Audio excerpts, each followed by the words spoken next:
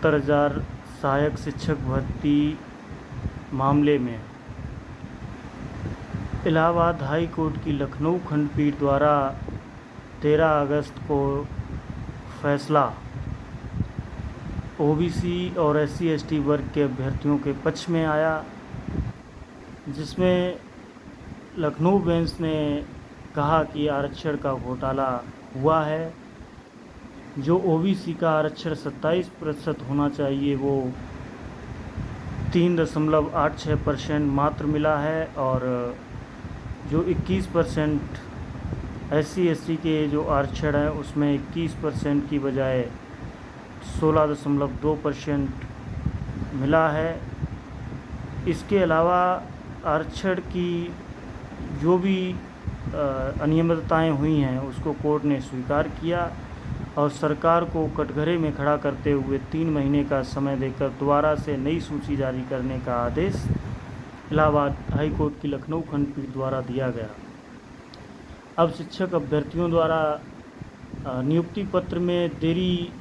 करने का आरोप लगाते हुए उत्तर प्रदेश के उप मुख्यमंत्री केशव प्रसाद मौर्य के आवास का घेराव किया। अभ्यर्थियों ने धरना प्रदर्शन करते हुए केशव चाचा न्याय दो, योगी बाबा न्याय दो के नारे लगाए। इस बीच पुलिस ने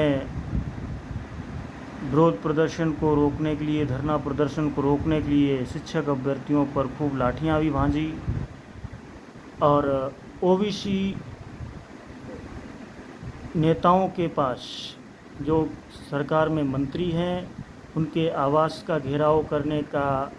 उद्देश्य ये है अभ्यर्थियों का कि ये ओबीसी की बात करते हैं, पिछड़े की और दलितों की बात करते हैं, लेकिन जहां हकमारी हो रही है, आरक्षण के साथ खिलवाड़ हो रहा है, आरक्षण की जो अनियमितताएं की गई हैं बेसिक शिक्षा अधिकारियों के द्वारा, उसमें कोई भी नेता, कोई भी मंत्री कुछ भी कहने को तैयार नहीं। हालांकि 13 अगस्त के दिन जब ये फैसला 69,000 सहायक शिक्षक अभ्यर्थियों के पक्ष में आया, उस दिन तो केशव प्रसाद मौर्य ने उस फैसले का स्वागत करते हुए खूब वाहवाही बटोरी और कहा कि मैंने तो पहले भी पैरवी की थी, क्योंकि पहले एक चिट्ठी जो है लोकसभा के आम चुनाव से पहले उत्तर प्रदेश के मुख्यमंत्री को चिट्ठी लिखी थी केशव प्रसाद मौर्य ने। तो उन्होंने कहा कि हम तो शुरू से ये लड़ाई लड़ते आ रहे हैं और मेरा पूरा प्रयास है कि न्याय दिलाया जाए। लेकिन अब उसी सब चीज़ को देखते हुए अभ्यर्थियों ने पुनः एक बार धरना प्रदर्शन किया। केशव प्रसाद मौर्य का आवास है उसका घेराव किया और वहाँ पे जमकर नारेबाजी की और न्याय की गुहार लगाई। हाई कोर्ट की लखनऊ खंडपीठ ने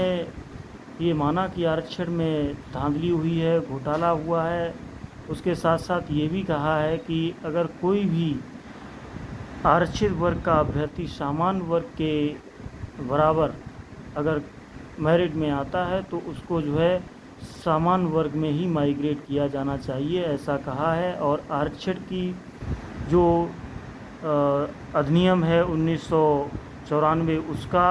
और बेसिक शिक्षा नियमावली 1981 का हवाला देते हुए हाई कोर्ट की लखनऊ खंडपीठ ने आदेश जारी करते हुए 3 महीने का समय देकर नई सूची जारी करने का आदेश दिया है। और हाई कोर्ट के आदेश के अनुसार जो लोग पिछले 4 साल से सेवारत हैं एक सहायक अध्यापक के रूप में, उन लोगों को छटनी करना पड़ेगा। लेकिन सरकार ने, योगी जी ने एक मीटिंग केवल बुलाई और बेसिक शिक्षा अधिकारियों की गलतियां मानी, कहा कि गलतियां हुई हैं और हम इसका सुधार करके दोबारा से सूची तो ज़रूर जारी करेंगे। लेकिन पिछले 4 साल, 4.5 साल से जो लोग सेवारत हैं उन लोगों की भी हम नौकरी नहीं, मतलब नौकरी ख़त्म नहीं करेंगे। अगर ये मान लिया जाए कि जो लोग अभी धरना प्रदर्शन कर रहे हैं ये अगर अपने वाजिब हक के साथ अगर 4.5 साल या 4 साल पहले सहायक शिक्षक के तौर पर नियुक्त किए जाते तो जो लोग 6800 पदों पर जो अनियमितता के कारण जो लोग सेवारत हैं, जो सामान्य वर्ग के हैं, वो लोग नौकरी से बाहर हो जाते। अगर नौकरी से बाहर होते तो उनको माना जाता कि वो लोग अयोग्य थे।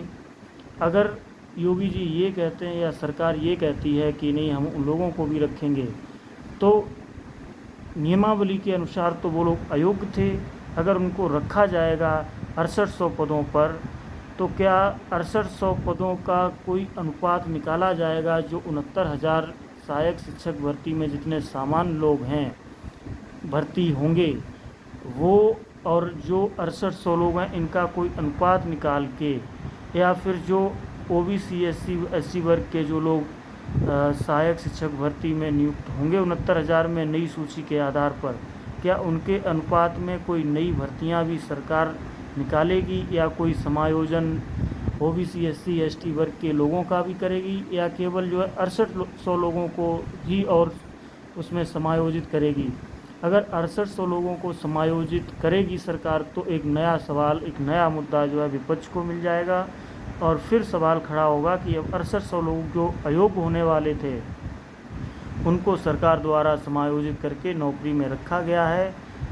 अतः ये चीज़ सिद्ध होगी कि आरक्षण का फिर एक नया अनियमितता सामने आएगी, जिसके चलते सरकार की फिर किरकिरी होगी और फिर सरकार बैक फुट पर आएगी। इसलिए आवश्यक है कि सरकार को फिर से सूझबूझ के साथ कोई ऐसा कदम उठाना चाहिए ताकि जो लोग धरना प्रदर्शन कर रहे हैं, अपने हक की लड़ाई लड़ रहे हैं, उन लोगों को भी नौकरी मिले, या नई जो भर्तियां निकाली जाएं उसके सापेक्ष एक अनुपात का जो 6800 हैं उनके हिसाब से एससी एसटी वर्ग और ओबीसी वर्ग के लोगों को भी समायोजित किया जाना चाहिए, या वो अतिरिक्त भर्तियां केवल ओबीसी एससी एसटी वर्ग की हों, जो कि एक 69,000 वाली भर्ती के अनुपात में ही हों। तब तो सवाल खड़े नहीं होंगे, अन्यथा फिर से एक नया सवाल खड़ा होगा और आरक्षण की अनियमितताओं का मुद्दा ज़ोर शोर से उठेगा। ऐसी संभावना है, बल्कि प्रबल संभावना ऐसी है। और उत्तर प्रदेश के कैबिनेट मंत्री हैं ओम प्रकाश राजभर, ओबीसी वर्ग से आते हैं, उन्होंने भी बहुत अपनी पीठ थपथपाई कि मेरा प्रयास है कि मैं लोगों को समायोजित करवाऊं जो लोग धरना प्रदर्शन दे रहे हैं। लेकिन जब धरना प्रदर्शन हो रहा था एक बार, तो उन्होंने धरना प्रदर्शन के स्थल पे जाके भी उन्होंने ये कहा, तुम लोग लत्याने जुत्याने लायक हो, इस तरह की शब्दावली का उन्होंने प्रयोग किया। एक बार योगी आदित्यनाथ जी ने भी जब धरना प्रदर्शन कर रहे अभ्यर्थियों को शांत होने के लिए बोला कि शांत हो जाइए, अगर वो तख्तियाँ दिखा रहे थे, बैनर दिखा रहे थे कि हमें न्याय दो, तो योगी जी का भी कहना था कि ये तख्तियाँ नीचे कर लो, नहीं तो हमेशा के लिए बेरोज़गार हो जाओगे। इस तरह की चीज़ों को अगर देखा जाए तो लगता है कि सरकार की नीयत और नीति में सचमुच खोट है। अगर सरकार इतनी ही सजग जागरूक थी और न्यायप्रिय थी, तो सरकार को उसी समय